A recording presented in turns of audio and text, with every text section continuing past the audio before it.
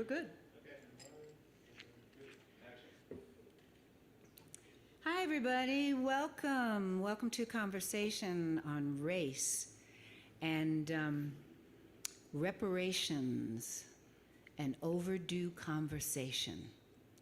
So, we've got some great folks here on our panel today to have some good conversation about reparations. It's a big, wide topic. So we're going to try and touch on some of these pieces today. So I'd like to introduce our panel to you. And we have Bob Robert Atwell. Bob, you want to just introduce yourself? Sure. Thank you, Norma. I'm pleased to be here. How do I want to start? I'm the child of poor colored people. I was born in North Philadelphia. I got a good education and did okay. I'm practicing psychologist, have been for over 45 years. And had to learn what it meant to feel good about being a person of African descent. Mm-hmm. And I'm going to talk about some of that today. Mm-hmm. The human experience of living in a world dominated by white supremacy. Thanks, Bob. Okay, and we have Lotte Lieb Dula. Thanks, Norma. I am a retired financial strategist living here in Denver. And I come to the reparations conversation due to a big surprise that I had a couple years ago. I discovered that, as you'll hear in a minute, that I'm the descendant of enslavers. I had no idea this was the case. And through investigating my history, I've come just to the conclusion that reparations are due. And so I support this movement, and that's why I'm here. Thank you. Thanks, Lotte. And we have David Alley. Well, thanks, Norma. I come to this discussion as a businessman, actually. I'm semi-retired. When I turn 70 next year, that'll shift a little, but initially I worked for IBM for a number of years, then changed careers, got a doctorate in education, and worked in higher ed. Vice president for student services in a small college, and then co-founded a business of my own that was in education. And it's only been in the last actually 2.5 years that I've started to wake up to the reality of my privilege. And as a result, I've come to understand that reparations are due. Thanks, David. And we have Arthur McFarlane the second. Thanks, Norma. I come to this conversation genetically, and what I mean by that is I'm the great-grandson of Dr. W.E.B. Du Bois, and when I was 3 months old, my great-grandfather gave me some advice. He said, go out and find something in the world that you enjoy doing and something that the world needs to have done. And so I've spent my life trying to figure out and define for myself what Grandpa was talking about. He gave me that advice when he was 90 years old. And so respecting my elders as I should, I've tried my best to figure out what that is. And the reparations conversation is definitely part of that conversation. Thank you. Mm-hmm. The other thing I would like to mention is we put out, as part of the announcement of this program, a short couple of paragraphs about what we were going to talk about. And I wrote that. And I take responsibility for having written that. I included in that a line that indicated that Native Americans had received reparations from the United States government. And it was something that information that I'd gotten from a number of different sources, and so I felt was reliable. I think the information is true, but I think the interpretation of the information is faulty. And what I mean by that is, in talking to representatives of the Native American community, we have come to understand, I have come to understand, that the dollars that were paid to Native American tribes in that process, number one, let's be honest, was not even close to being nearly enough. It was in the billions. I think it was $1.4 billion. And it was designed to recompense or repair having stolen a whole country, a land from them, land that you could not ever replace, that was invaluable and priceless. And what I'm understanding, and this is part of my journey, my own personal journey, is learning that what reparations really is about is not just paying people dollars. It's about coming to an understanding of what you have done to a group of people. And I'm coming to a greater understanding of what has been done to Native Americans. So I would like to apologize for having included that line without understanding fully what I was talking about or what my sources were talking about, and more importantly, fully understanding what is meant in the Native American community when they talk about reparations. And I would like to personally commit myself to learning a lot more about what they mean and how we, as African American folks, can stand shoulder to shoulder, arm in arm with to have themselves on our own. Thank you. Oh, thank you so much, Arthur. And I have to say that this has been a detour, wonderful journey that we've been dropped into conversation about our Indigenous brothers and sisters and their journey with reparations in all the different forms that it takes. So we're happy about that. It's a great journey to be on. Great opportunity. Yes.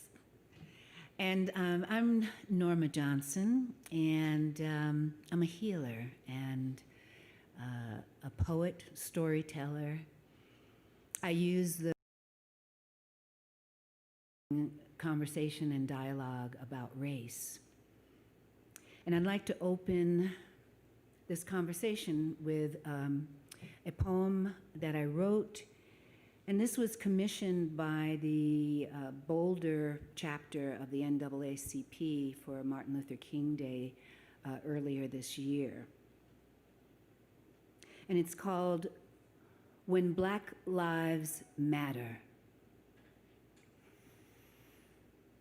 You know, I got to thinking about that saying I grew up with, the one that was known and shared in the Black community. It was a warning, a piece of humor, a guideline for navigating the world of colorism and racial terror that we lived within. It was a statement of white supremacy and the established hierarchy based on it. It goes like this.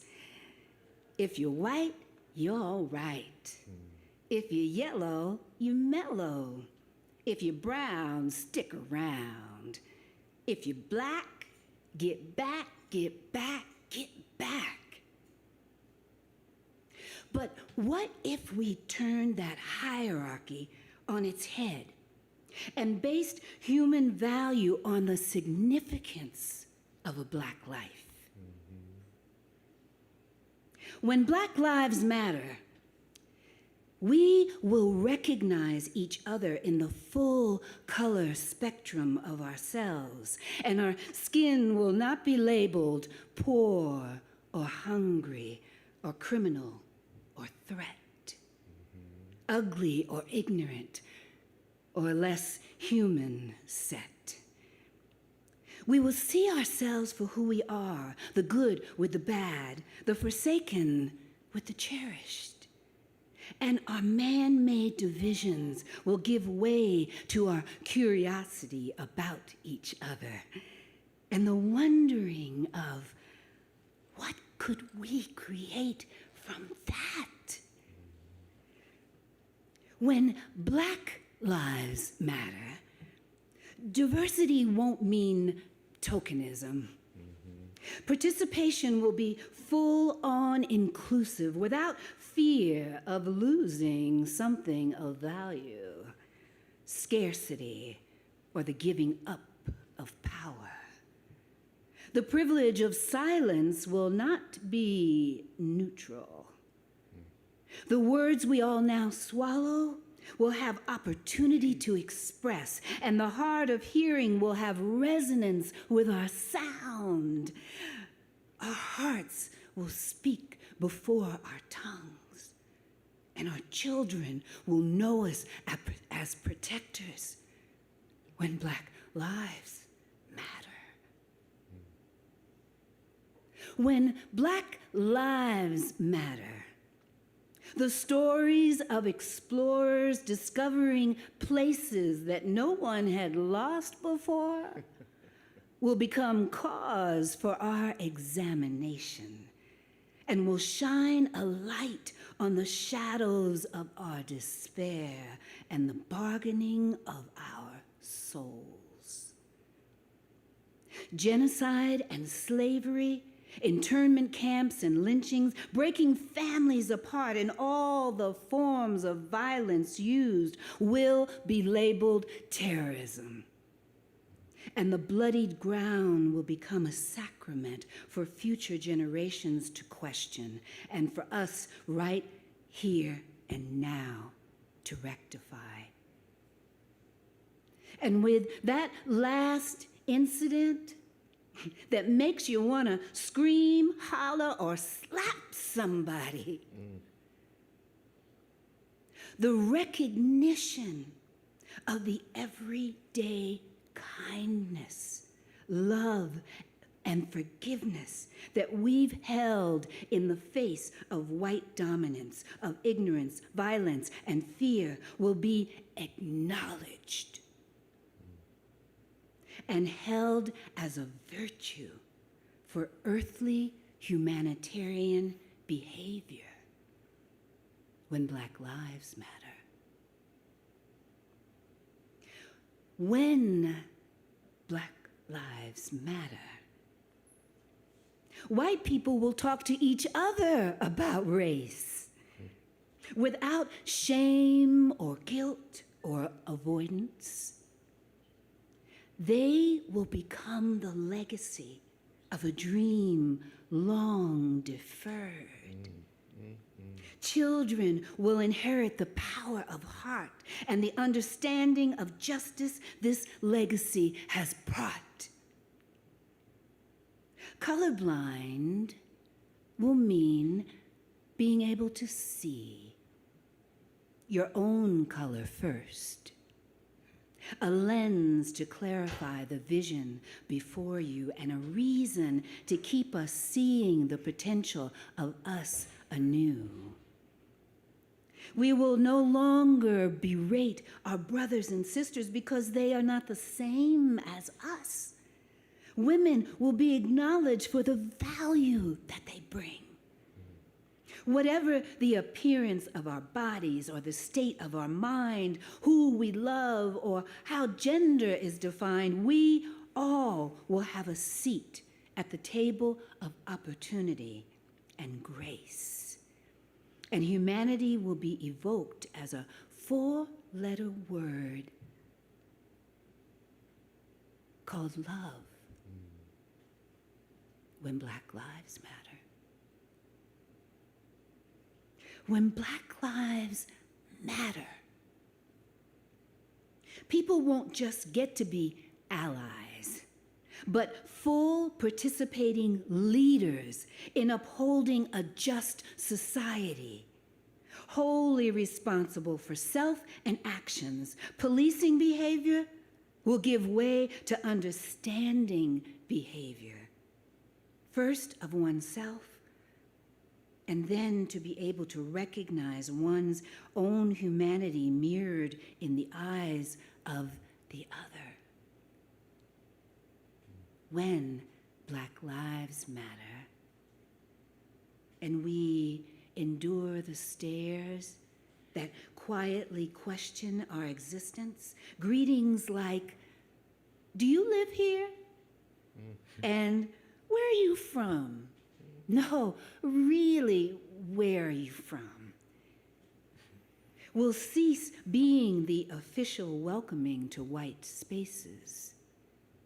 And the assumptions that we don't belong here will give way to a curiosity of just what is there to be afraid of? We will understand that God doesn't make trash. Only we do that. All that we are and everything we've been is becoming a rich compost for fertile soil. And in that field of dirt, we are growing ourselves a garden of magnificent dreams that feed our bodies and our souls.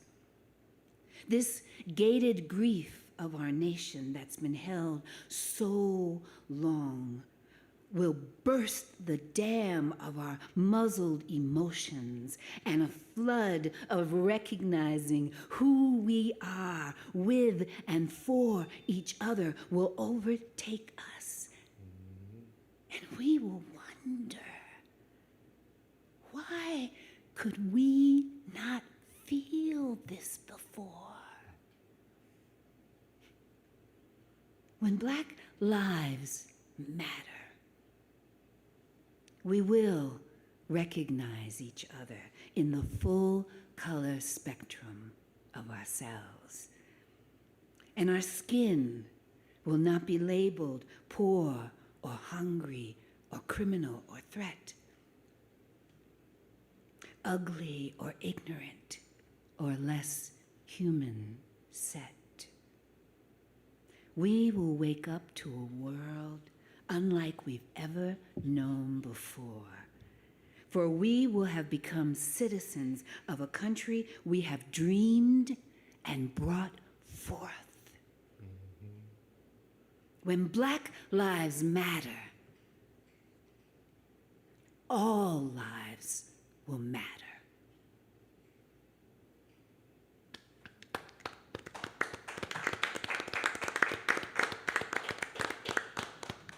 Thank you. So, Thank you for that, Norma. yes, Yeah. indeed. Yes, indeed. My pleasure.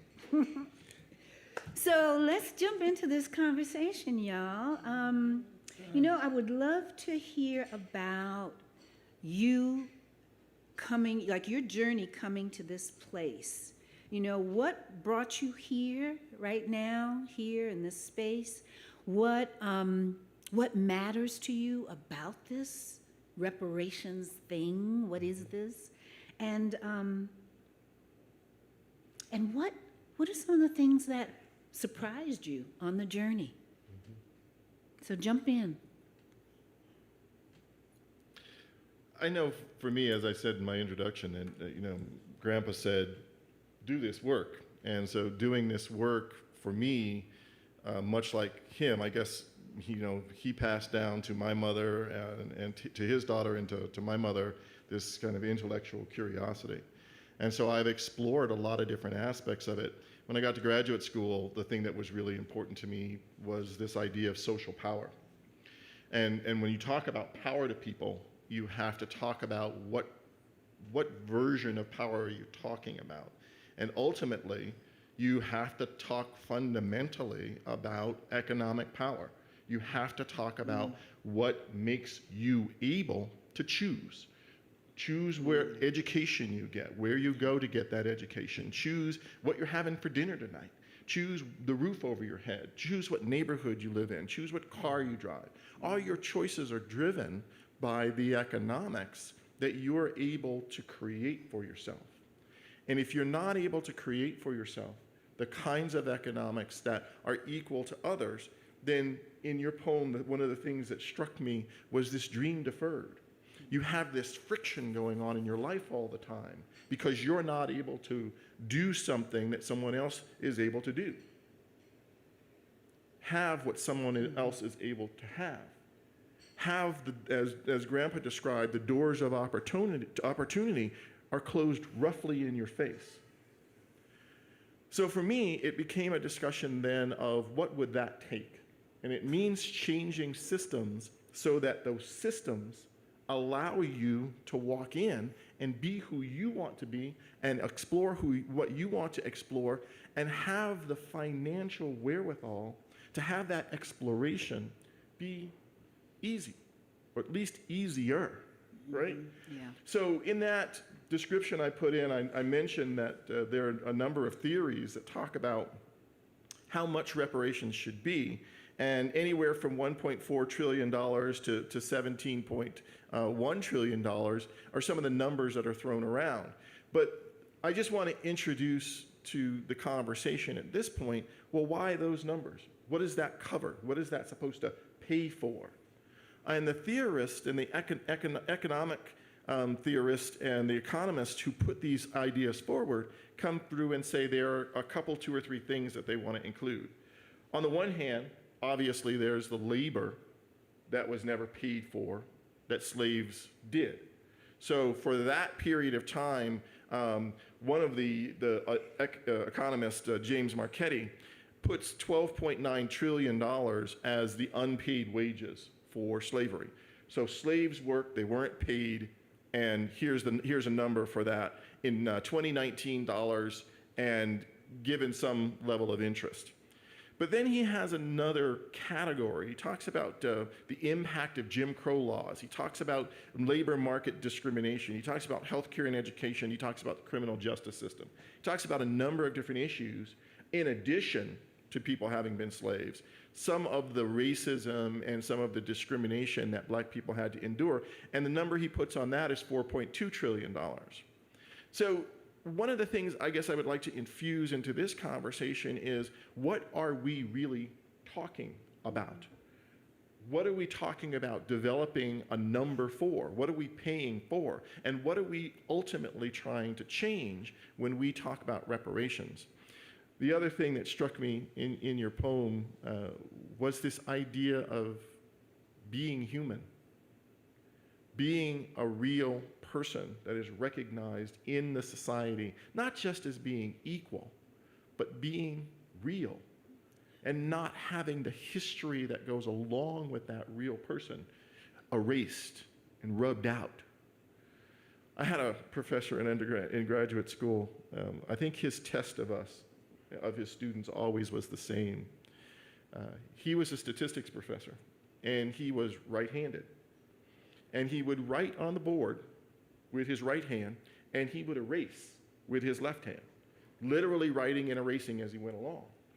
And, after about a half an hour or 45 minutes of the first class, somebody said, "Dr. Chazar, how do you expect us to learn if you're erasing at the same time you're writing?" And he laughed, and he said, "You finally passed this portion of the course." Right? Because he was testing us to find out, when would someone stand up and say to him, "We're not learning because you're doing this." Right? And that's the same thing for black people. If at the same time black people are writing history, white people and other people are coming along and erasing it, how do you ever expect us to learn about ourselves? How do you expect anyone to learn about us if that history is being erased in the same moment it's being written? That's reparations to me. Reparations is about the things that you've erased from our lives. Thank you. And what would you say has been like any surprising factors on this journey? Well, the issue that I ran into with Native Americans, I've spent a couple of decades trying to understand better the land that I walk on and the people who walked here before. In your poem, you said this land wasn't lost. It wasn't lost. It didn't need to be discovered, right? Nobody needed to come along and find it. It was here, and there were people living on all of it. So for me, the thing that with reparations is really understanding the enormity, the true enormity of what has happened to Native American people. I like to talk about First Peoples, and First Peoples allows me to not just talk about the Native Americans here in this geographic space, but to talk about Hawaiians, and to talk about indigenous people in South America, and talk about indigenous people all over the world.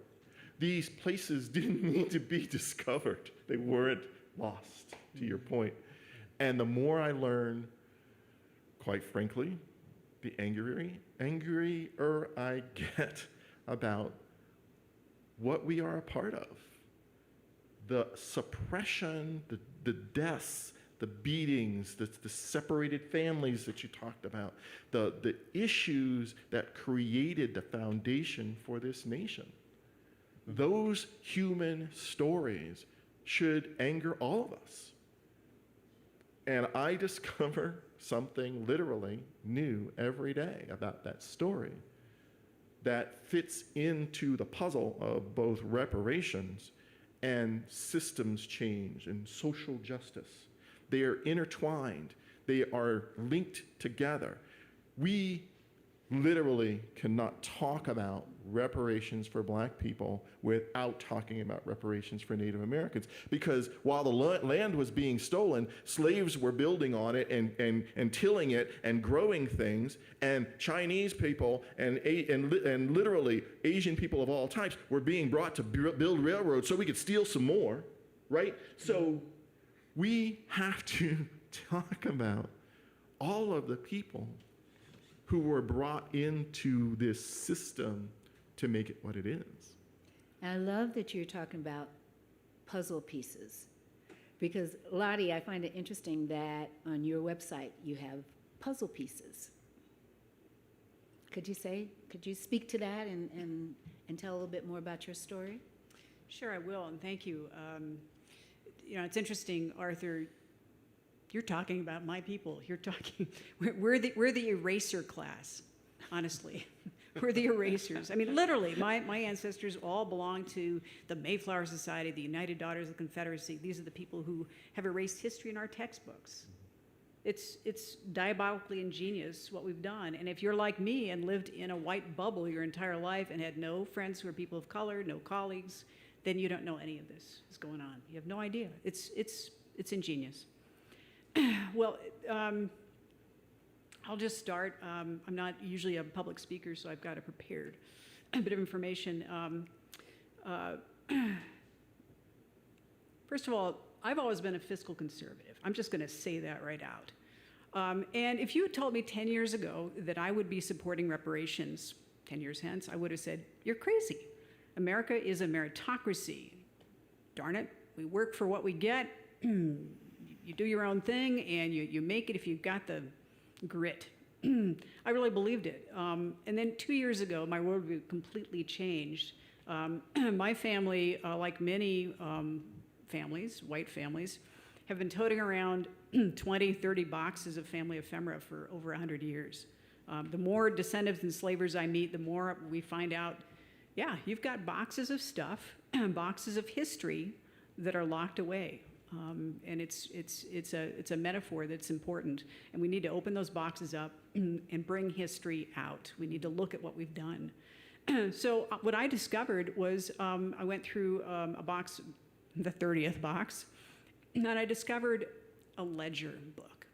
And I discovered that my ancestors had enslaved people in Mississippi, and I found a ledger book of that listed all kinds of equipment, cotton, all kinds of things, and then on page 27 was a list of slaves lost to war. Honestly, and we were talking about this before we started, I'm wondering if my ledger wasn't really a report looking for governmental reparations for what my ancestors had lost. They'd lost their property, including these 44 enslaved people. Anyway, that led me down a very different path, and I realized I started looking at my family in a very different way. I didn't know my family really had much to do with the South. As I said, all this history had been put in boxes and erased, so I didn't really know about it. What has since become clear to me is that people who were enslaved by my family and others were building this country. My family was building not just wealth, but amassing social capital, all the elements that give one success. And they were also, my family were, for instance, one was governor of Mississippi during the enslavement era. Most of my family were doctors, lawyers, or in government back to the 17th century. These are people in power. Yeah. These are people that have been brought to you by my family. I mean, it's really, it was shocking. And so they're building the legal and economic structures that have brought to you net worths of, white people have 10 times the net worth of black families, average black families. So my family's been part of creating that structure.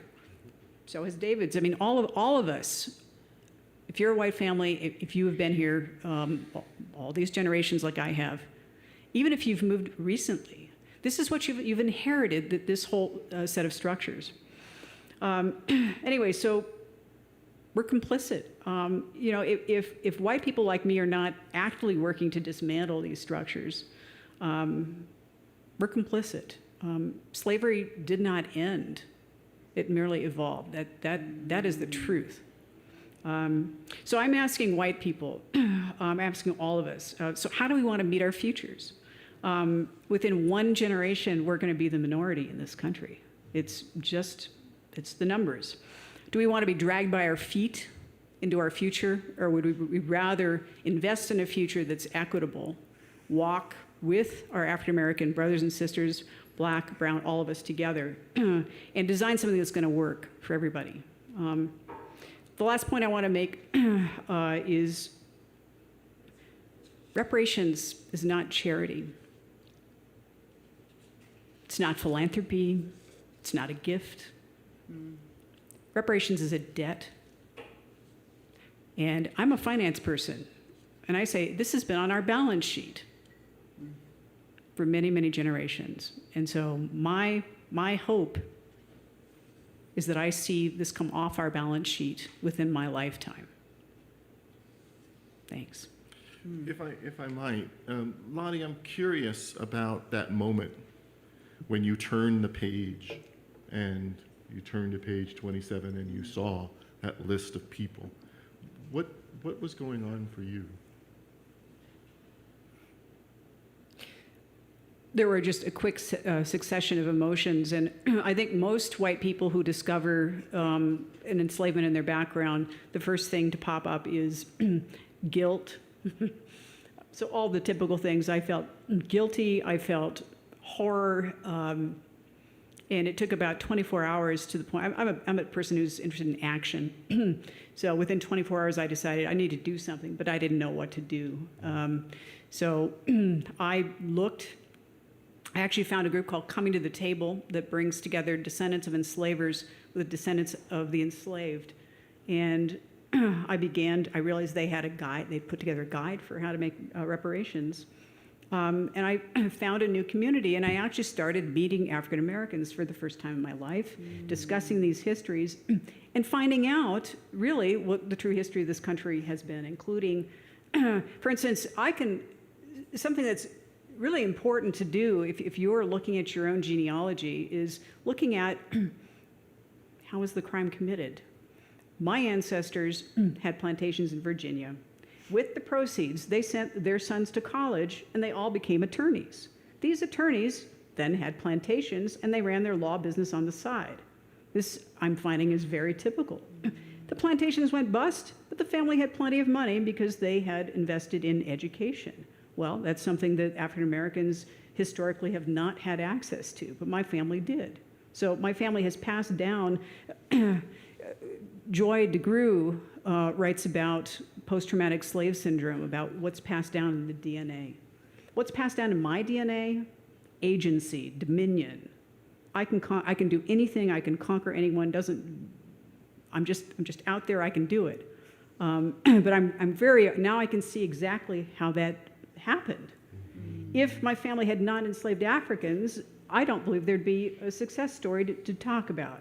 So literally, it's on the backs of your ancestors that my ancestors created not just their wealth, but their ability to have capacity to succeed, honestly. Yeah. It's not right. I mean, it's one of the things that stands out about the impact of white supremacy is that it alters us as human beings. It restructures our ability to function. And some people are enhanced, some people are diminished. You know? And so that what you're talking about, Lotte, is what I call agency. That we human beings, from the time we're infants, are striving for a sense of agency. And it's a naturally developing need, that we need to have some sense that we can impact what's going on in the world, impact what's going on in our lives in particular. I tell people a story about sitting at home, relaxing one day, watching TV, and two of the girls came over, two of the daughters came over to connect with their mother and go shopping. And they had one of them had an 7 or 8 month old infant in a little carrier, sat her down beside me and gave her a rattle to play with. And like 8 months old, she just put the rattle in her mouth and started sucking on it. And then she took it out and she shook it. And I'm watching this little infant, and she shook this rattle, and it made noise. And she turned and looked at it, and then she shook it again, and it made noise. And I said, oh my God. In my brain, I was thinking, oh my God, she just discovered that she could make something happen in the world. And she began to shake this rattle until it fell out of her hand. And I said, I was so blessed to witness this, that here was this one of her, a profound experience of agency that this child had stumbled into. And what we're talking about is the courage to try something different, to try something new, to not be afraid of failure or punishment or rebuke. Right. When you don't stay in your place. Right. Right. And so that one of the things that white supremacy is founded on is the belief that there's a hierarchy of value in the human species, and that Europeans were at the top of the hierarchy, and Africans were at the bottom. And that had been perpetrated as a belief system, and for over 1,000 years. It started with Aristotle, actually. And then it grew, and it grew, and it grew, and it grew, and it's still being propagated. It's still being propagated. And so that what I say to people is, it's like when you take in these beliefs, it's like ingesting a viral infection, that it will permeate your system. And once there's enough of it there, it does what any systemic infection does. It prevents you from functioning optimally as a human being. Yeah. And so that we have to begin to understand, well, what has this white supremacist philosophy, this culture that's been passed on, what has it done to the human beings it's been passed on to? Because it's been passed on to virtually every human being on this planet in the last 2,000 years. And we think, oh my God, how much of it did I get? It depends on, another analogy I use is, if I take a quart of water and I put a drop of ink in it, I've contaminated the water. It's no longer pure water. But you won't be able to see or taste that ink if you take a sip of it. If I pour a cup of water in there, a cup of ink in there, you'll probably be able to see the difference immediately, and you're not going to drink any of it unless someone has told you that it's flavoring and they've sweetened it. And then you drink it and you enjoy it because it makes you feel better. And so that where you fit on this spectrum of white supremacy determines whether this is a poison or a sweetened elixir that really is also poison. Yeah, we won't go into the sugar thing. Is it bitter or is it sweet? Take a drink. Have a sip of Kool-Aid. Uh-oh, Kool-Aid. Kool-Aid supremacy. David, you want to join this conversation? Sure. Yeah, I think I started realizing that this Kool-Aid existed only about 3 years ago. And it was the result of just being at a point in life where I knew things were going to change and that I had some agency. I had some choices. So I had a business, and we had a succession plan in place so that very capable folks were running the business, and I was able to sell it back to employees, and could sort of imagine that life beyond this business was a new chapter. And what did I want? What did I want to do with that? And it was in the process of thinking about actually relocating to Denver. I was living in Minnesota at the time, and I'd lived here as a kid. Thought it was a good idea to have a little space from my business, and so before moving here about 2.5 years ago, I went to a weekend workshop taught by Ruth King. She had written a book called Mindful of Race. This was at Common Ground Meditation Center in Minneapolis, and it was like this giant wake-up call that there is this thing, this Kool-Aid called being white supremacy. And Ruth's very kind but pointed advice was, you white people need to figure out what it means to be white in this culture. She said, form racial awareness groups. So there were a half dozen of us old white guys that started meeting every month to talk about that and to start to kind of broaden our perspective about white privilege. And I was a little late from your granddaughter. My heart started to rattle a little there, and I started to hear some noise. It wasn't just these intellectual things. It was like there really is something that needs to be done.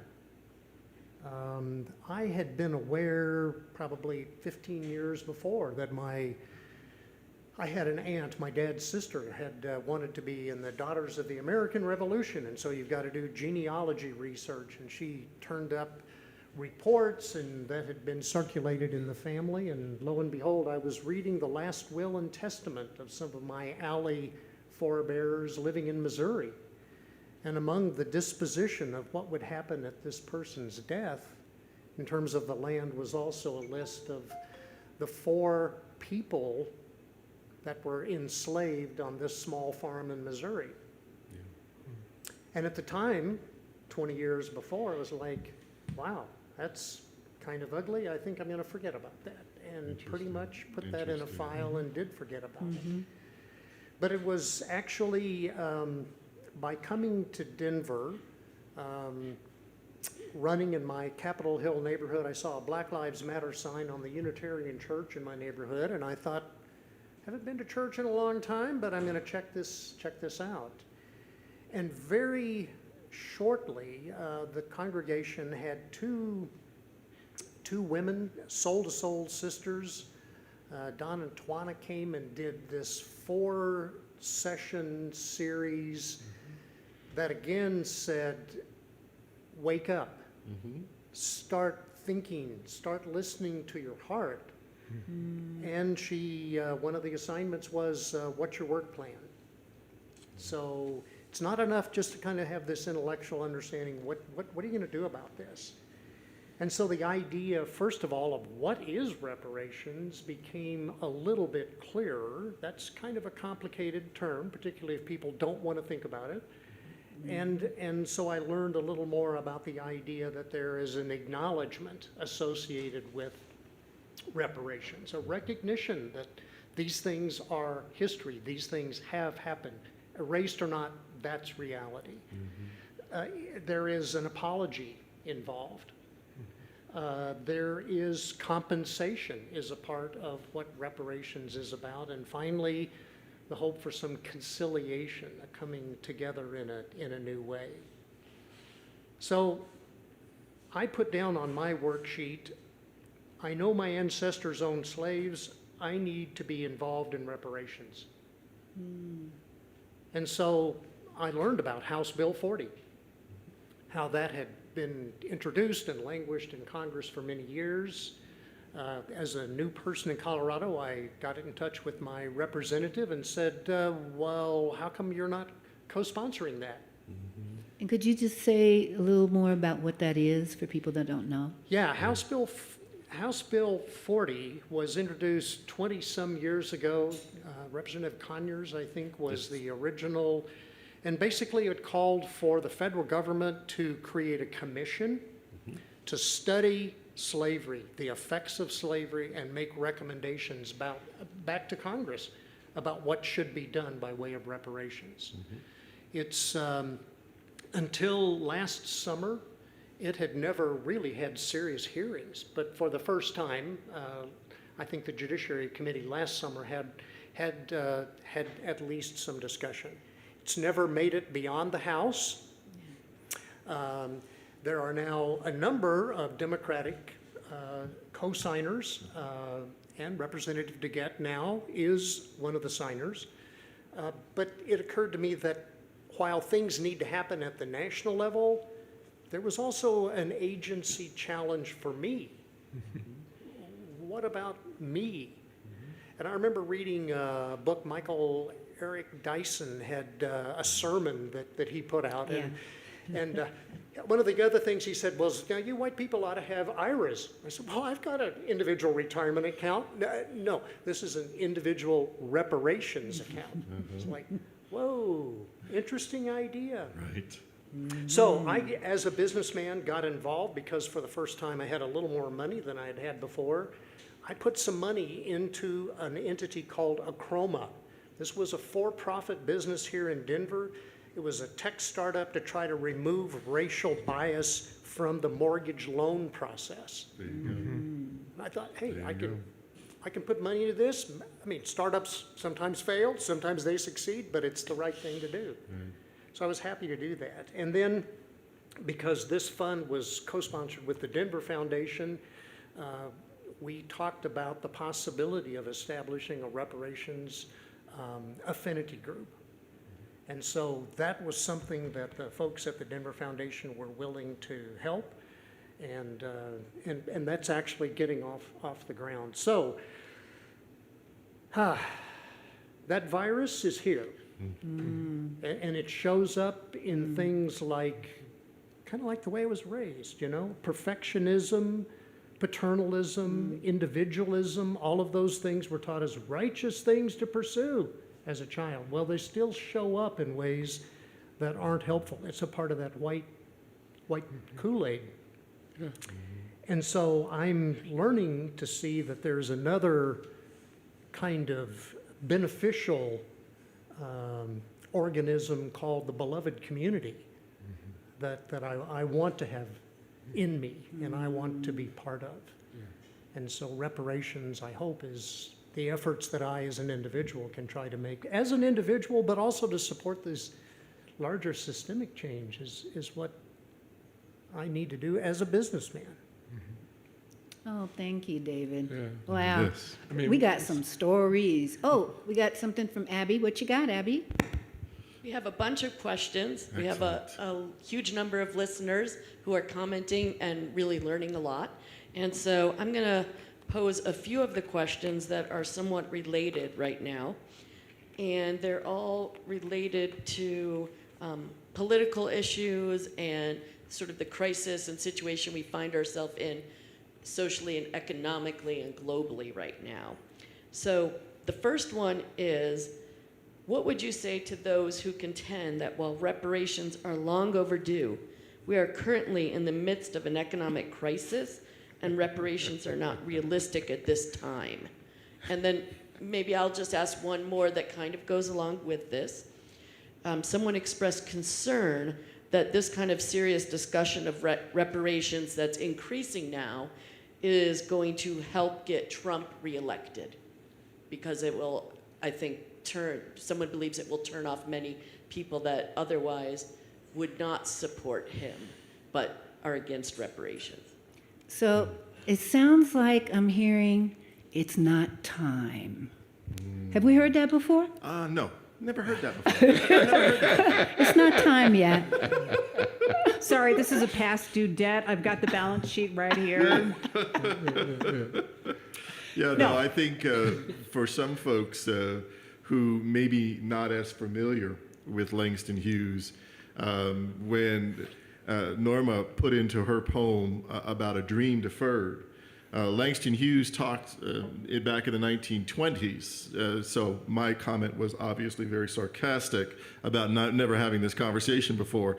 Langston Hughes talked in the 1920s about a dream deferred. Does a dream deferred fester or does it explode?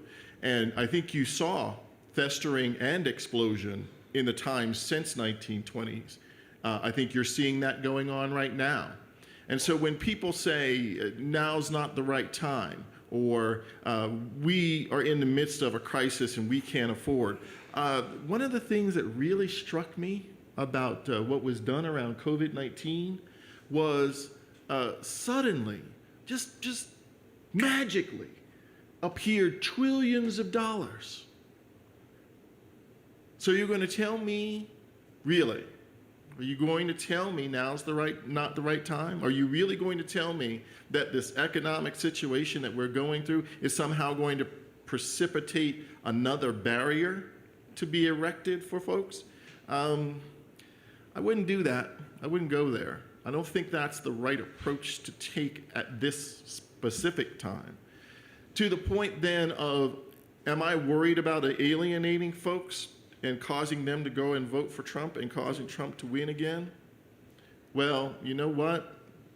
I don't know how many other folks agree with this, but if y'all manage to be alienated in that way and you want to go and vote for Trump and Trump wins again, y'all get what y'all deserve.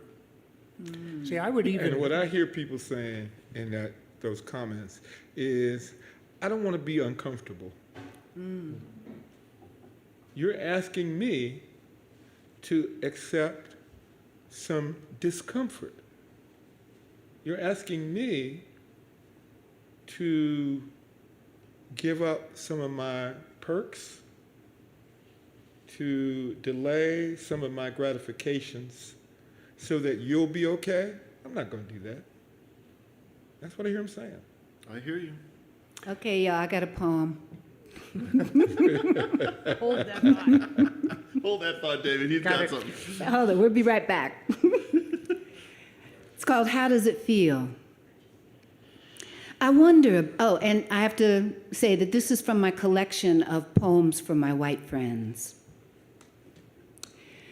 I wonder about you, about all the feelings you don't know you have, about how it feels to wake up to your bondage when you thought you were free. Oh, I do wonder how it feels to realize you've been in the conversation all along, only you weren't talking and had never learned the language. And I wonder, how does it feel the day you realize you are afraid to speak of this to your own race because you will risk a lifetime's investment in your own whiteness? Yes, I wonder about you, about your journey to freedom, about your awakening to feelings and thoughts and awkwardness, and even why you show up at all. But just for a moment, I stop wondering. When you stand beside me without boasting or justifying or taking up all the space, and listen.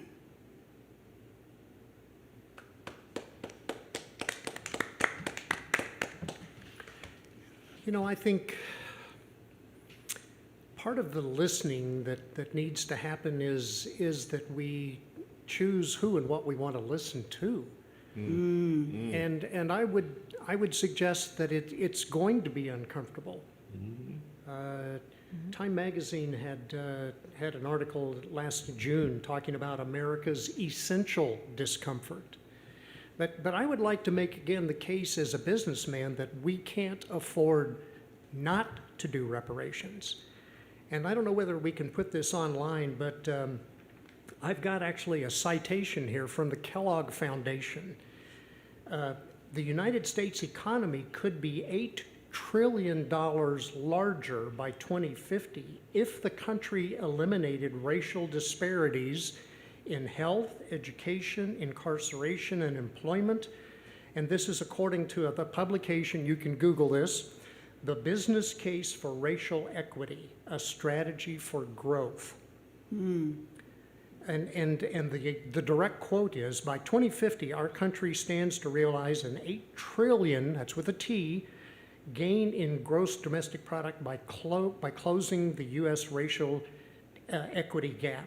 Closing the gap means lessening and ultimately eliminating disparities and opportunity differentials that limit the human potential and the economic contributions of people of color. We have hurt our economy.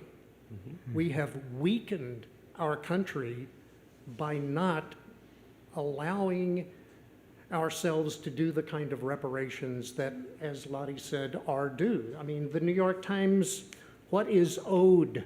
You know, this is a current kind of reality, and I will just, I guess the other point is just to say, it's going to creates discomfort, because this is not the way we normally think. But there was a white guy that wrote an article, his final quote was, the article was, "How can I offer reparations in direct proportion to my white privilege?" This was in Yes magazine. And he said, "Systemic injustice requires a systemic response, but a critical part of the systemic response must speak to the moral responsibility of regular white people, white folks, and challenge us into new ways of thinking and behaving." Finally, he said, "For white folks, this means that reparations needs to be nothing less than jarring. If we're not feeling seriously disoriented, the needed shift probably isn't happening." That rattle has to be shaken. I would agree, and I'd also say I run a portal called reparationsforslavery.com. It's for white people to connect. Basically, I put together all the resources on this portal that I myself had to find when I first found out about my background of enslavement. So I thought, well, I've done all this research, I might as well share it with the world.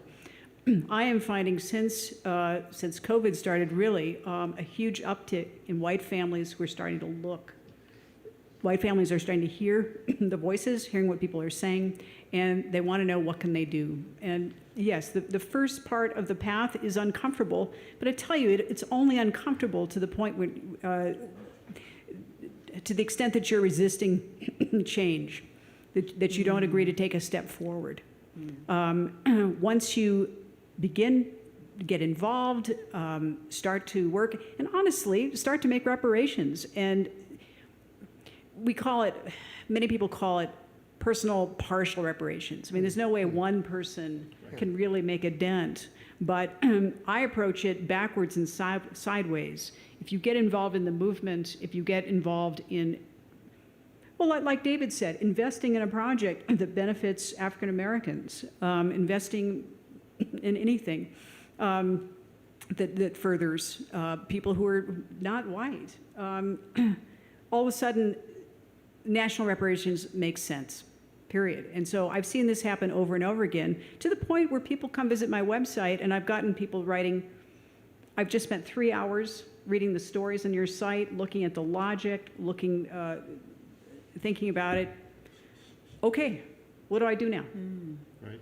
So I meet white families where they are, without having to do, 20 years worth of discussions. The materials speak for themselves, period. I had a friend of mine who's white who just recently told me that as they've been learning about this, learning about race and our history and white supremacy, said, as a family, we decided that we're going to look into supporting Black businesses. And I said, yeah, you never had to think about that before. She said, no, Right. we didn't. Right. It's lots of little things. Right. I mean, one of the things that came up for me just now was that there's a different worldview that's required. That we here in the United States are a derivative of European culture that has been overlaid by capitalism. And what the philosophy of Europe is that we're individuals, and individual success is what's important. Most of the early civilizations on this planet were communal civilizations. They operated from a worldview that what was the most important thing you could do was contribute in a way that benefited the community, even if it cost you something. Yeah. And so that what we're talking about is a shift in worldview. We're talking about people, whether you're looking at it from an economic standpoint, is saying if we promote the ability of everybody in our community to function in an optimal way, they're going to generate more resources, and we're all going to benefit from it. If we promote the ability of the people in our community to equally access and benefit from health care, our health care costs are going to be diminished significantly because we're going to have a healthier general population. If we promote impartial, fair administration of the laws,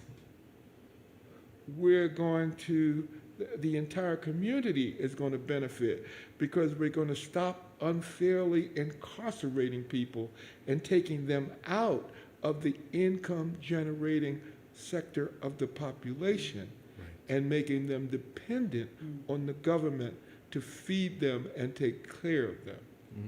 And so there are these intrinsic things that are fundamental human capabilities and fundamental human rights, that if we just allow people the exercise of that component of their humanity, we all benefit. Every one of us, we benefit. Absolutely. We to be able to choose a profession. What do you want to do to earn a living? To be compensated fairly for what you do, so that you're motivated to do it well. To be able to choose someplace you want to live and have an opportunity to enjoy living there in a secure structure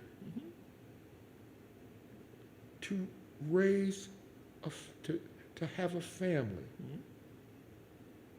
and provide for the security and the well-being of your own children. You know, these are just fundamental things, and to be protected by your government, so that when someone harms you, the government steps in and says, "Don't do that." Right.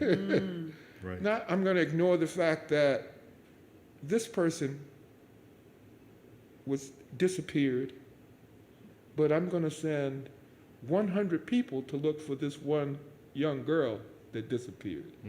When 18 disappeared over here, we're going to ignore them. Right. And we've done that again and again and again and again. When one white girl disappears, they marshal all of these resources to find out what happened to her. But there are all of these young black girls and Native black American women girls. and Native women who disappear. Yes. And the government doesn't try to right that wrong, doesn't try to go in and protect them and make sure that that doesn't happen again. And one of the things that separates us is that the people who have been neglected know it. Yeah. We talk to each other, Yeah. you know. And so that, I think it was mentioned earlier that people may not trust. They may not come forward because their auntie told them something. Because I can remember a woman was sent to me who was having panic attacks years ago.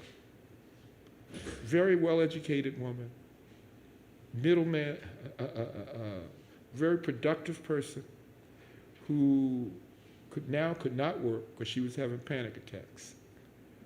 And they said, "Fix her." And I said, Where's your magic wand?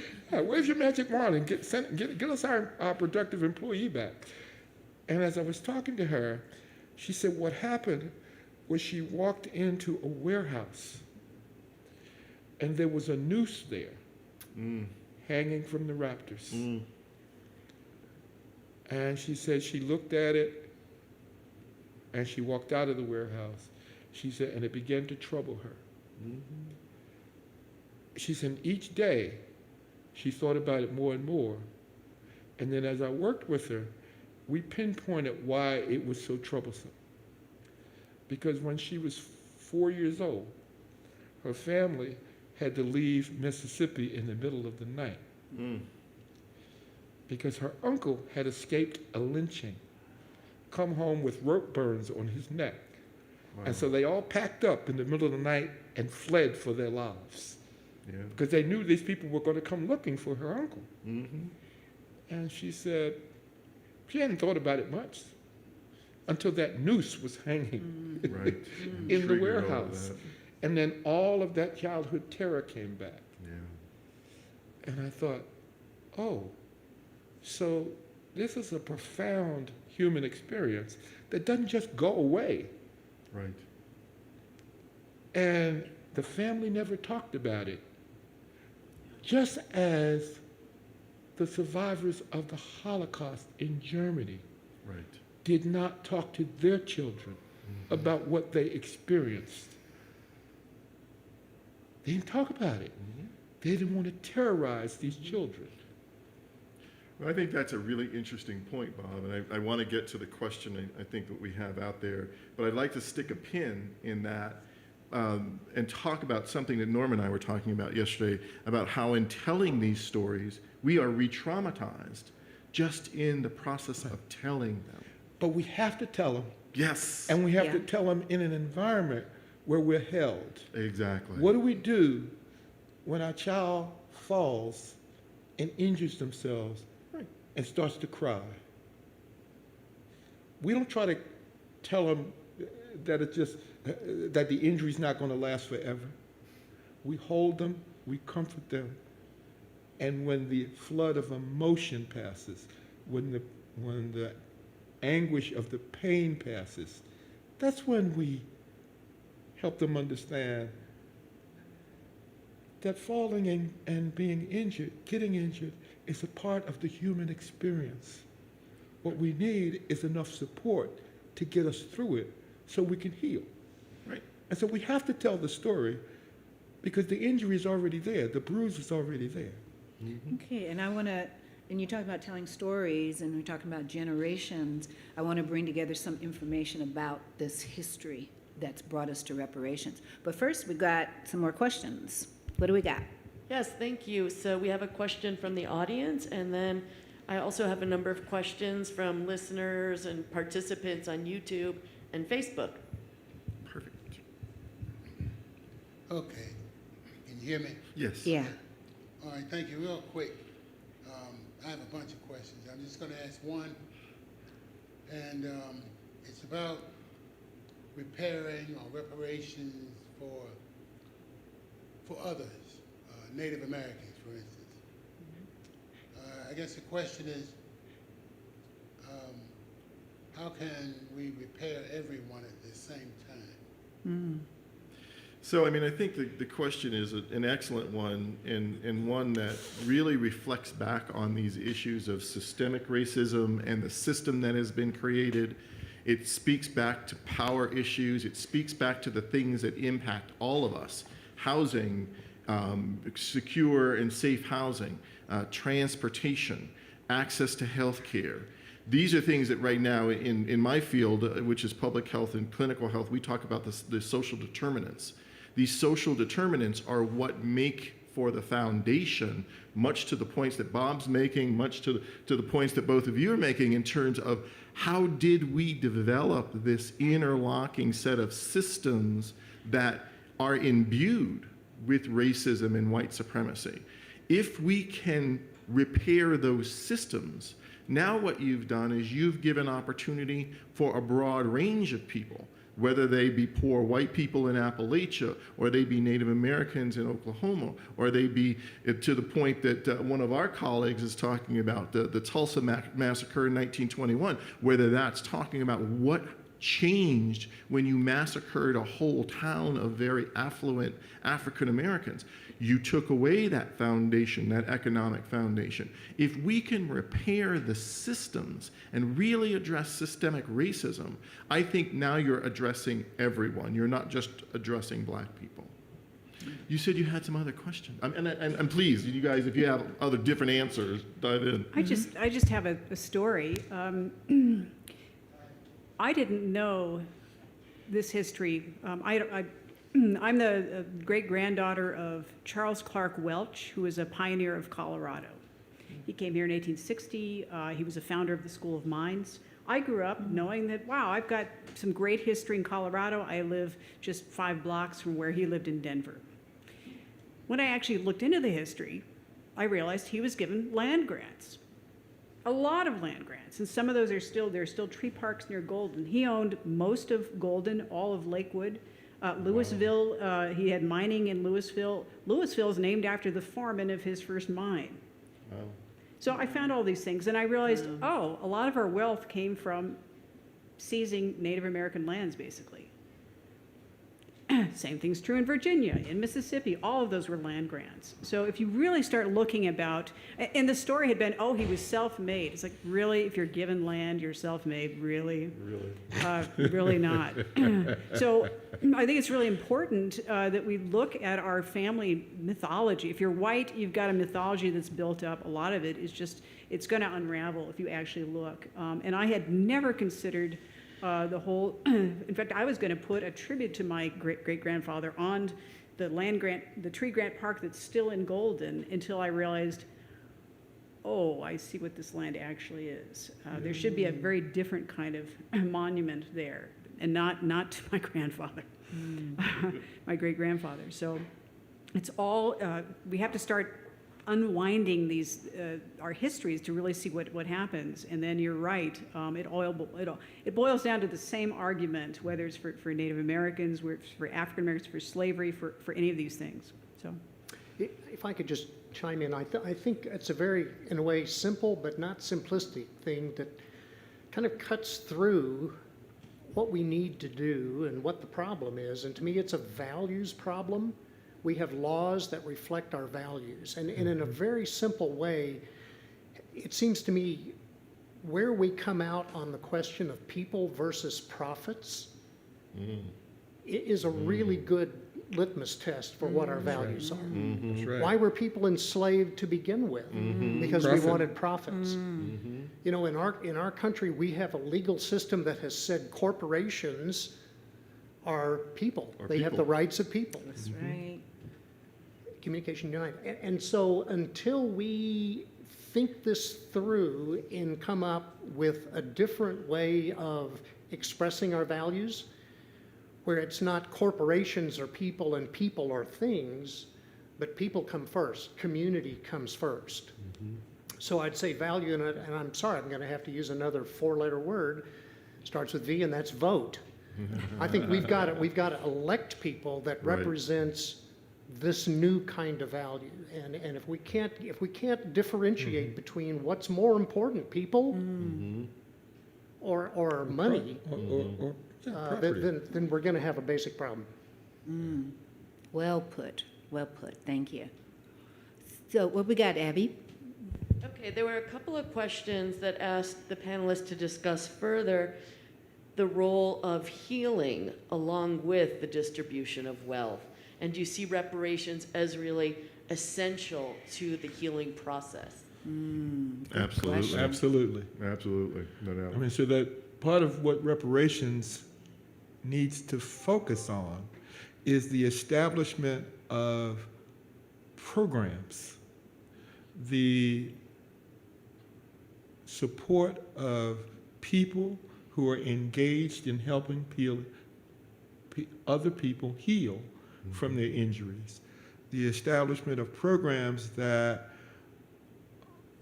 move people towards optimal functioning, recognizing that once you reach a point of good functioning, we all start to benefit.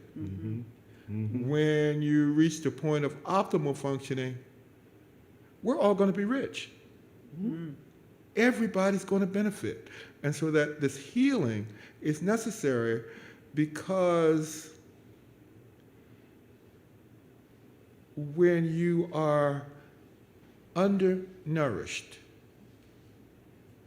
when you are deprived of adequate nourishment, either in the form of encouragement, in the form of physical well-being, in terms of the food supply, in terms of your intellectual well-being, in terms of the educational system, or in terms of opportunity to experience agency, what the impact on you is that you cannot function optimally, but oftentimes you cannot even function adequately. Yeah. And so that we got to raise some of those people who are functioning sub-adequately to the adequate level before we can get them to the optimal level. So having programs of rehabilitation and healing is really important, and that is at a personal level and at a structural level. Yeah. I'm struck by a couple things. There's some very nuanced and subtle things that you've heard here as we've been talking. One of them is something that David said earlier in talking about what he felt like he needed to do once he started to address some of these things and see some of these things and learn some of these things. Lotte had exactly the same kind of statement. They started talking about things that they knew they could do and that they wanted to do. Calling your congressman or writing to your congressman and finding out, well, why can't you or why haven't you supported this issue? those kinds of things, starting your own organization to address these things, to address healing, that's knowledge that you have about the system. I think that a big part of what you're talking about, Bob, when you talk about healing people and bringing them to that optimal level, is teaching them about things within the system that they can change themselves. But they don't know how. They don't know where to approach that or where to approach that from. I'm part of an organization called the Family Leadership Training Institute. It's something that's been around for about 30 years. It started in Connecticut around children and teaching parents how to advocate for their own children. We brought it here to Colorado. It was part of the Department of Public Health and Environment for a long time. It's now part of a CSU extension. But what Family Leadership Training Institute does is it gives free training to people around what we would call civics, around the introduction of calling your congressman or writing a letter to the editor or starting your own organization or having a quick spiel that you can talk to people about and say, here's what I'm trying to do, the project that I'm working on in my community to change things.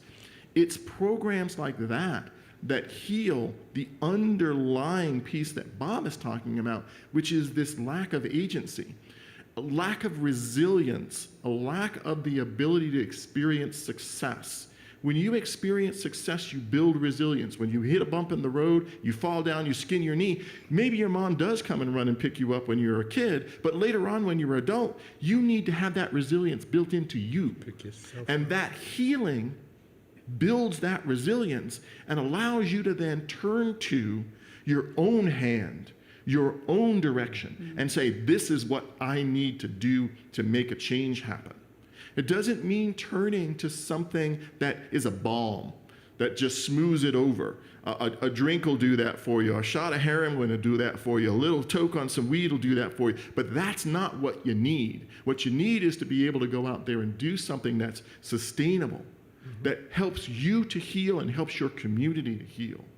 So when I hear the word healing, what I hear is people being brought to that optimal level of action, feeling like they have the tools in their hand to do that, and feeling as though their voice is going to be heard when they step out into the world to make that change a reality.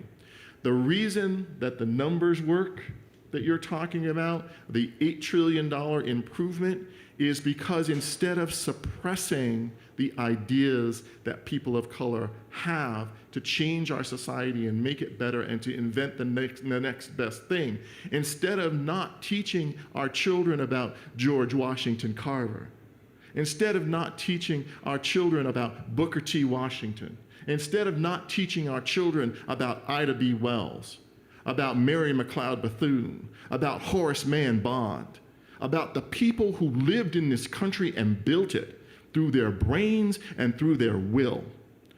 Grandpa talks about something, and this is the key for me when I look at what we're talking about. He talked about in 1903, when he published The Souls of Black Folk, he talked about a double consciousness, a two-ness, being an American and being a Negro. Two warring ideals in a soul that is threatening to be torn asunder. When we get to the point when Black people and all people of color don't have to feel like there is some kind of struggle to be who they are and be an American at the same time, that's when Black lives will matter, right? So for me, it's straightforward. Make that division come together. Make that heart and that soul be one. Understand your place in a larger community and heal those differences and those distances. And all of a sudden, you feel like you're part of something and you're making a meaningful contribution to that something. Oh, that's nice. And so it's about teaching people how to problem solve incrementally. That helping them understand that this is a huge problem, but it's divisible into its components. And each of those components falls within someone's jurisdiction. And so that the things that are within my jurisdiction, I can find a solution for some of them. the things that are outside of my jurisdiction, I need to hand that off to someone else. And so that when you call your congressman, you're pushing your congressperson to address what's in their jurisdiction. They write the laws, you don't. Mm-hmm.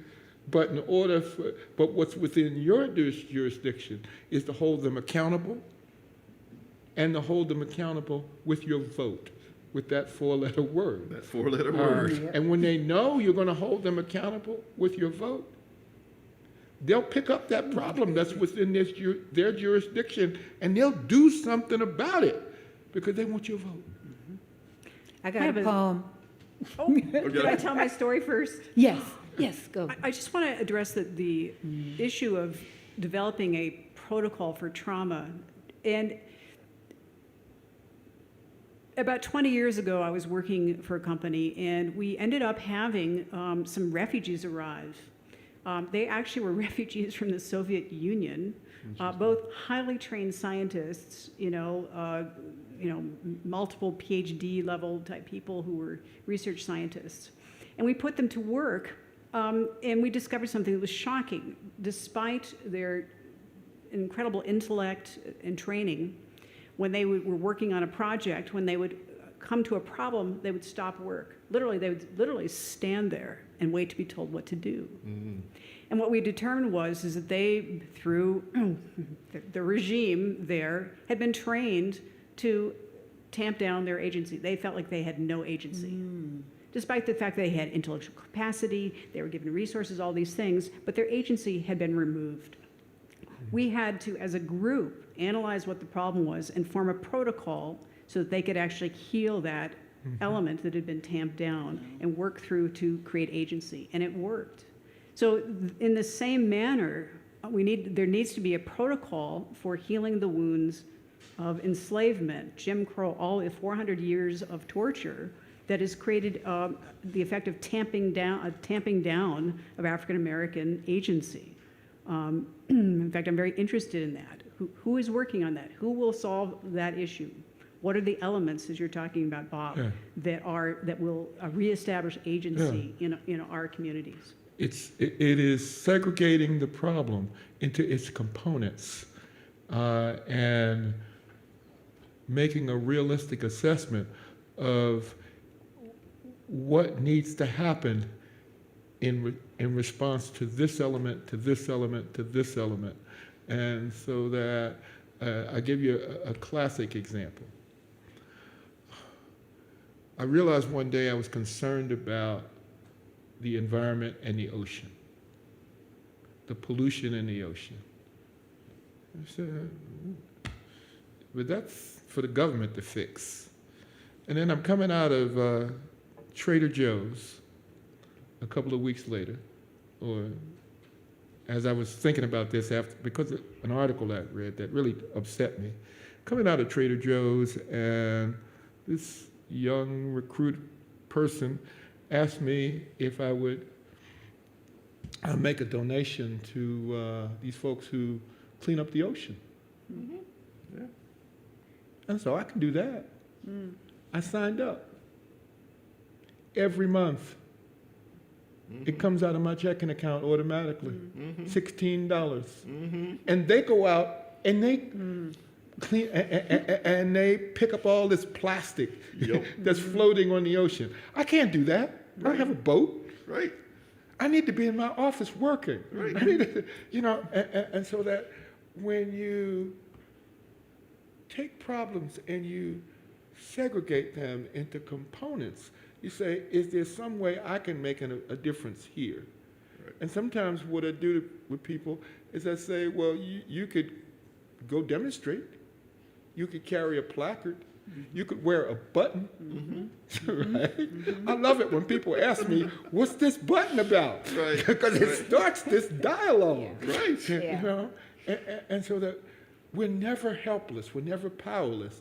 We just have to find out, what can I do, even if it's a little thing, to address the trauma, to feel like I have done something that's meaningful. And you know, when we're talking about trauma, I also want to bring it to white trauma that's involved in all this too. But I've got a poem break Okay.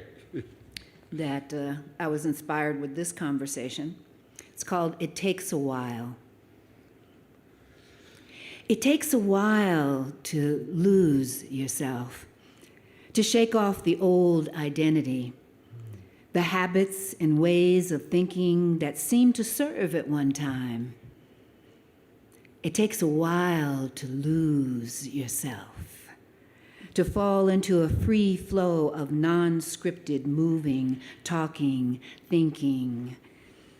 It requires brain power and a conscious trust to let go of the old and well-acquainted. And it takes heart to trust that you are enough and to make friends with the you that has been hiding from the light.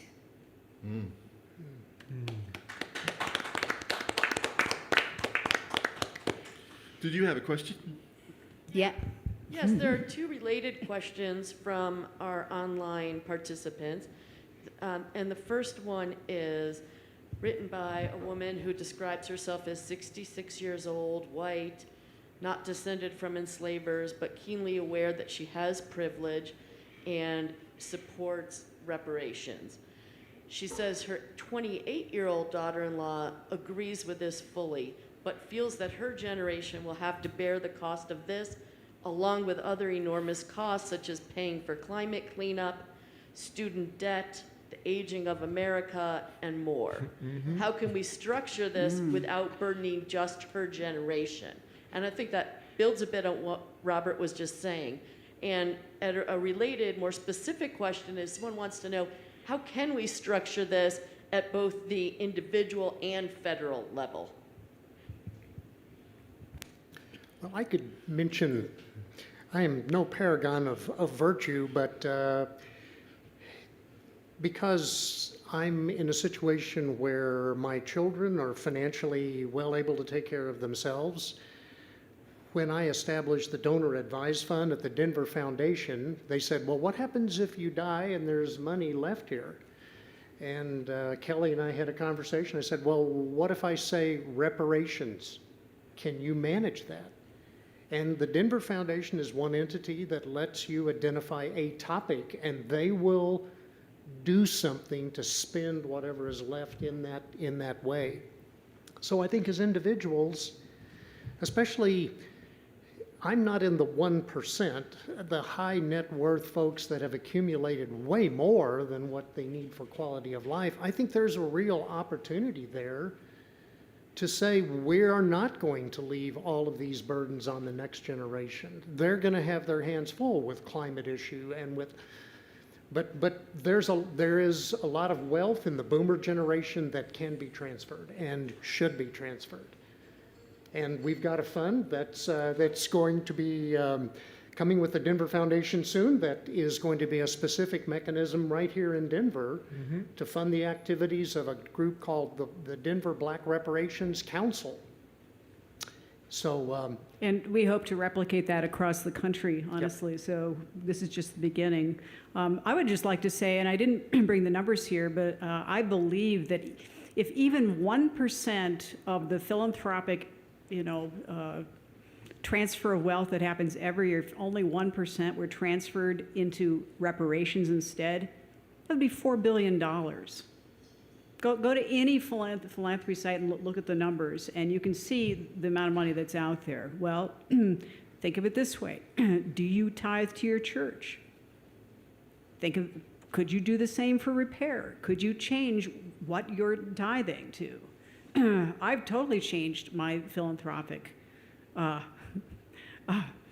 strategy. I mean, and in fact, that's how I started. I thought, well, I've got all these multi-year commitments for the things that I support. What if I decide to restrict those funds so that they go to the same organization, but they go to a program for inclusivity? Or I support, instead of white artists, what if it was black artists?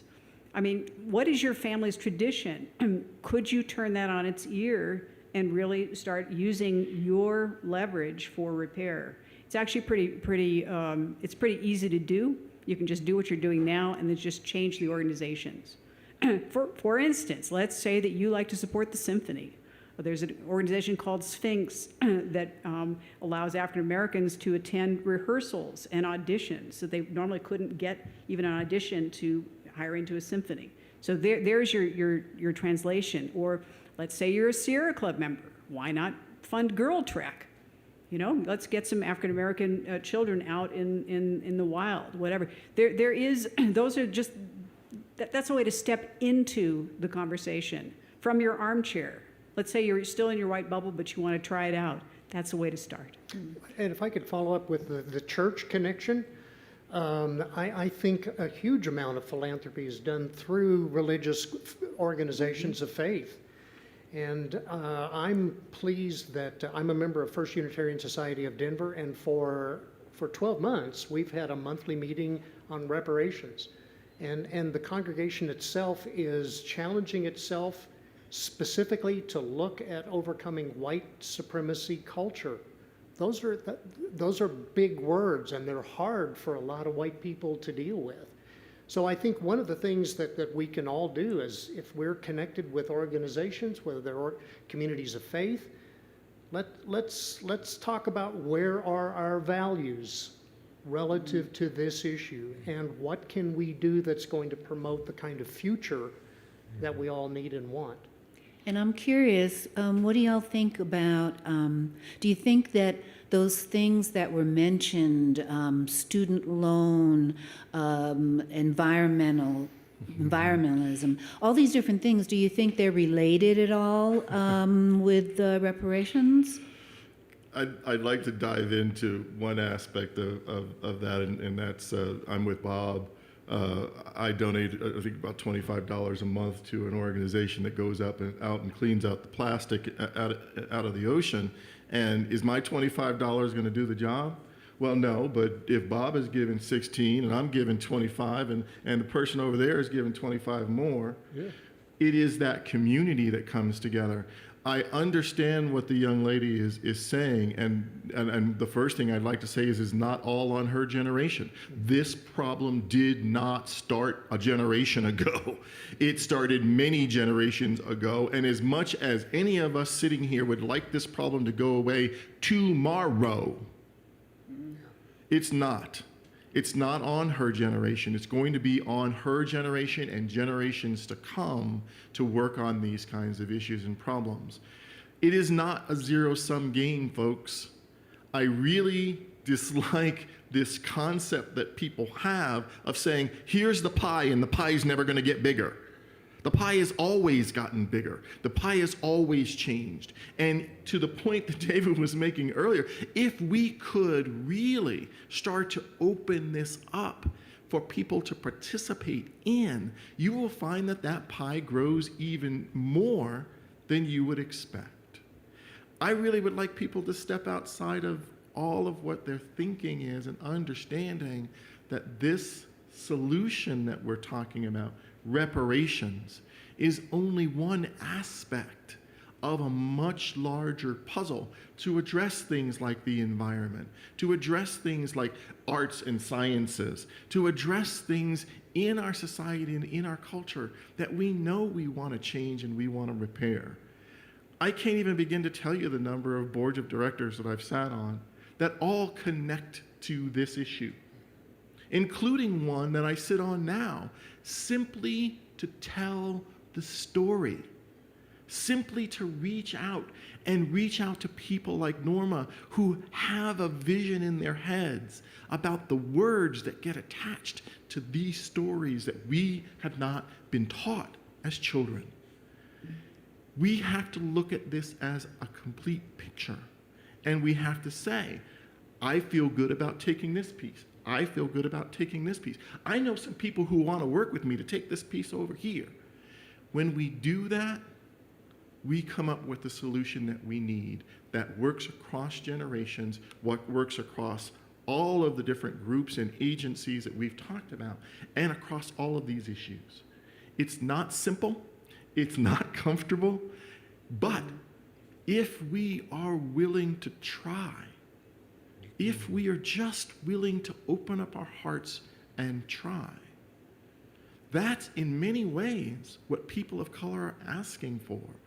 Because of all the erasure, because of all of the disappearances, that's not trying. If you will just try.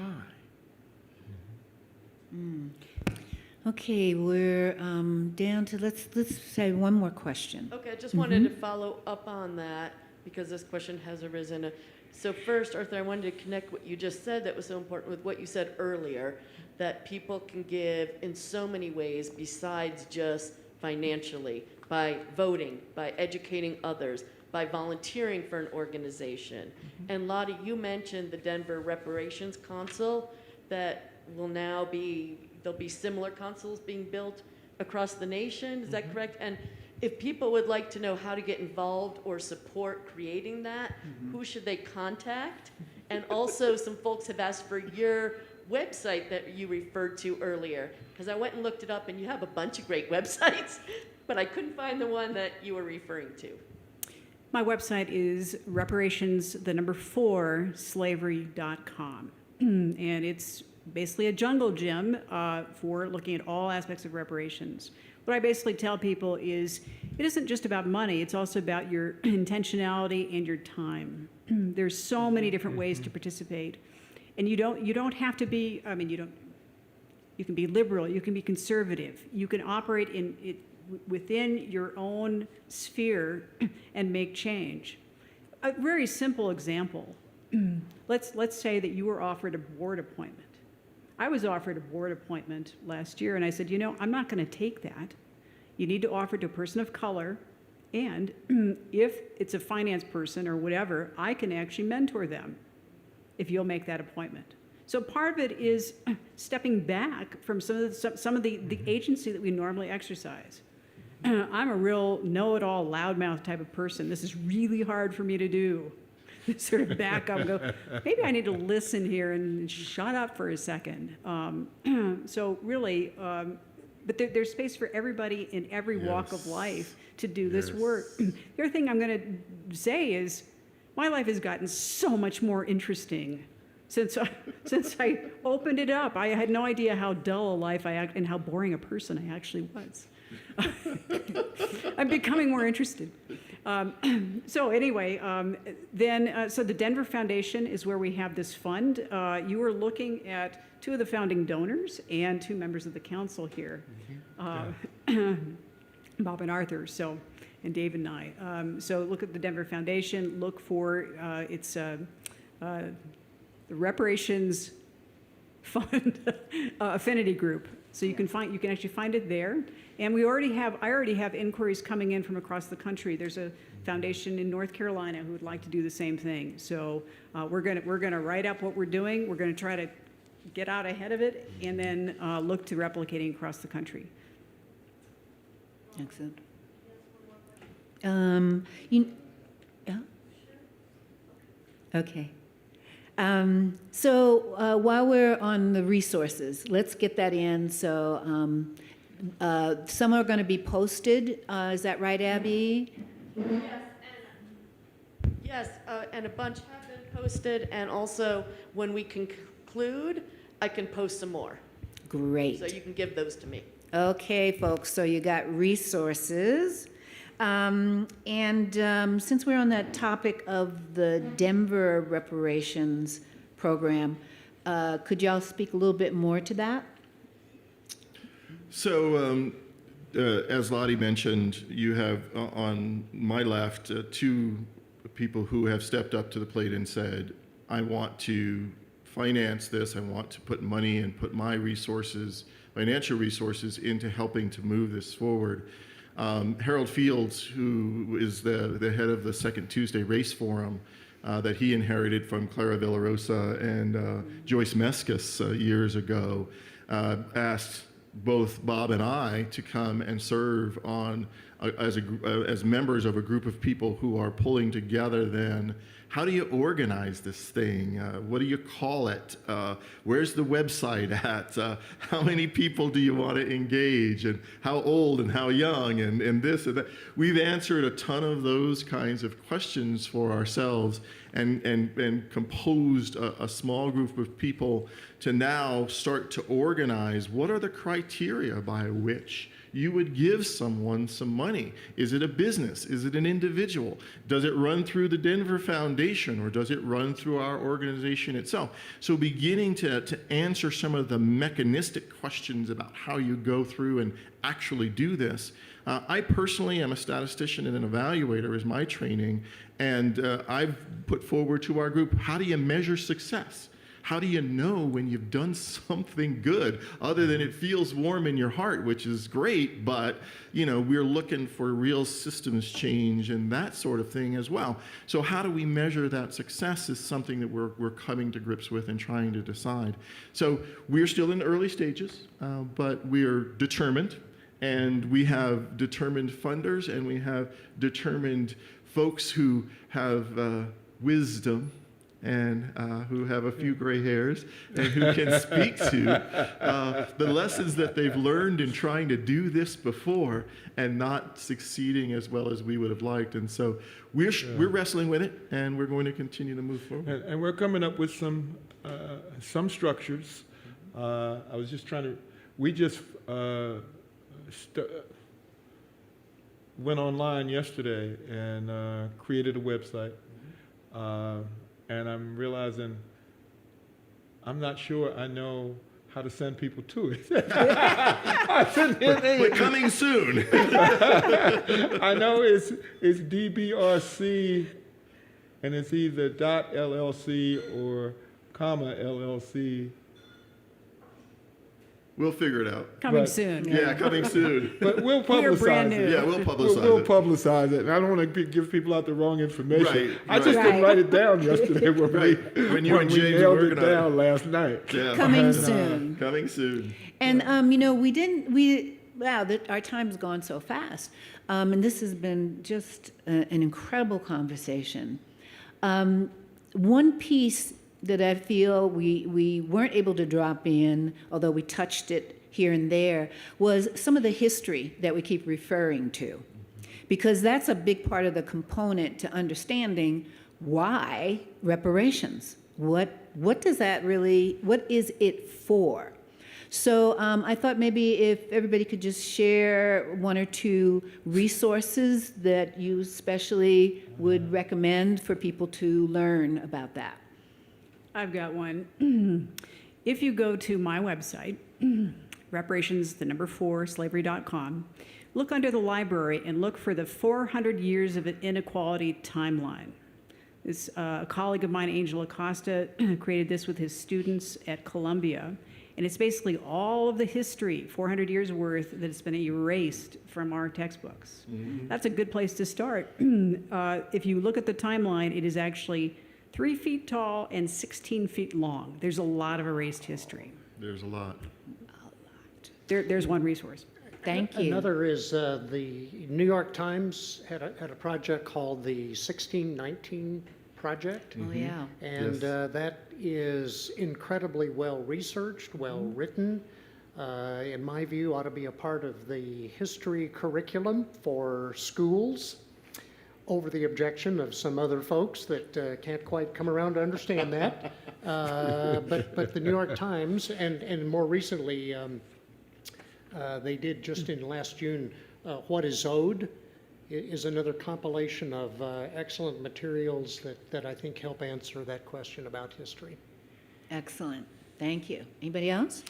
So it would be very easy for me to just say, look up my great-grandfather and start there. But you could. Say again who he is? Yeah, William Edward Burghardt Du Bois, W.E.B. Du Bois. You could start there, but you shouldn't end there because he's been dead for a while.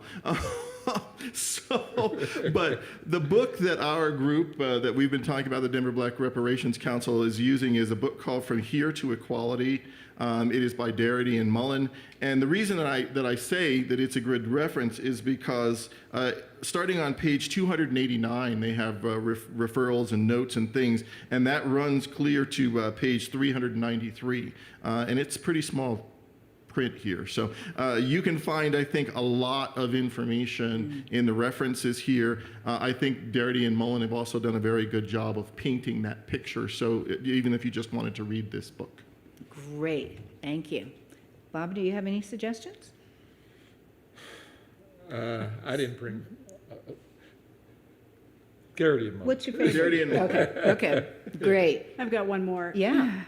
There are a number of leading organizations that are leading this movement. One of them is the National, it's NARC, National African American Reparations Commission. So please go to their website. They have really a comprehensive program. You can sign up for daily emails in terms of updates on what's happening in this movement across the board. And there's actually, they have a white satellite organization, the Fund for Reparations Now, ! And that's a place where white people are coming together to fund NARC's 10-point reparations plan. So they've been involved with the commission, with Sheila Jackson Lee, who is pushing for HR 40. So that's another organization that you can go to for information. Great, and if you want some live stuff that's been happening regarding actually taking steps to implement reparations, we have a more recent one, Asheville, North Carolina. There's lots of news stories about it, and Councilman Young is very articulate about it, and the proclamation is wonderful. So that gives you some ideas of what it could look like. So this has been going on for a long time, folks. It's not a new conversation, and it may never get old. We hope. We hope. We hope it gets old. Yeah, we do hope it gets old. You're right. I do want to just make sure that we thank our sponsors for this program, which is amazing to pull together and to have us here. We want to thank Dazzles. Thank you so much for opening the space and for organizing. Hey, yes, you want to talk about... You folks come listen to some live music. Please, yeah. So check out Dazzles Presents online, and you'll see all the amazing, amazing music that's happening here, even now during COVID. And it's online, so you could come in or you could stay home. And also, this has been a series of conversations. These conversations of race. And those are also all online at Dazzles Presents. And it's also on YouTube and Facebook. So you have no excuses for checking these out. And the conversations that have happened before this one are fascinating. They're juicy. They offer a lot of insight and information about race and all the different perspectives and takes on experiences and history and current events. Also want to thank the Matrix Center for the advancement of social equity and inclusion, and it's at the University of Colorado in Colorado Springs. So, and Abby here has been, from the Matrix Center, has been coordinating these programs, making them happen, and helping us out on the computer, all the online chat stuff. So that's great. And Abby, you wanted to?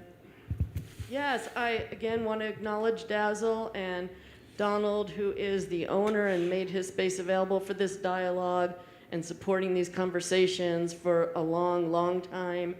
I want to thank all of the folks, all the staff who are working here and largely volunteering their time to make this series available. There's a bunch of people working on the technology side that, you know, I would never guess it takes that many people to make this happen, but it does. And I want to thank each of you, Norma, Arthur, Lotte, David, Robert, for being here today, sharing your knowledge, your experiences, engaging all of this and all of us in this incredible conversation. I have learned so much, and I know that this is a lifelong journey that we all need to continue to engage in. And thank you for really making yourself vulnerable by sharing your stories with the world. So thank you all. Thank you. Thank you. All Yes, right. thank Thank you. you, audience.